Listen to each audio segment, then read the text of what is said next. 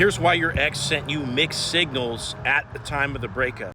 Hey, I'm Coach Benny, and I help people get their exes back. And before I did this, I was a dating coach for 5 years, where I had to pay attention to how to create attraction in other people, and I used that experience to help you get your ex back. Now, if your ex was sending you mixed signals at the time of the breakup, that is, they already made their mind up ahead of time before they talked to you, and they didn't give you a chance to change their mind.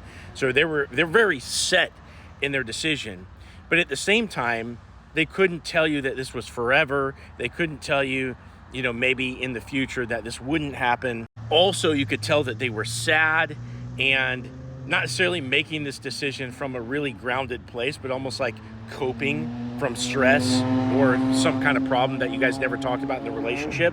These are the mixed signals that you're getting sent, because at the same time, you know that they love you. They're sad. They don't want to do this on some level, but they insist upon doing it anyway.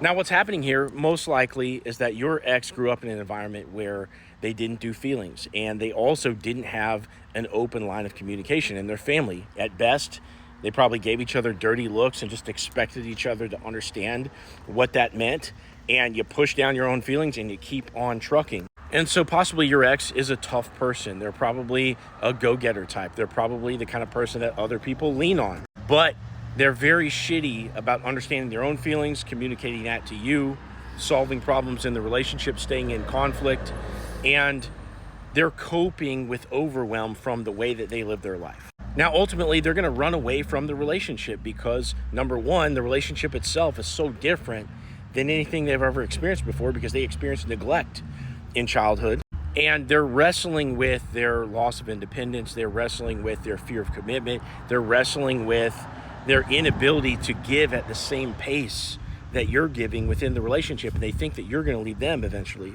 So this is where all these mixed signals are coming from, because on the deepest level, they love you, but they're also afraid of you, and they're also living life in this unsustainable way from a stress perspective.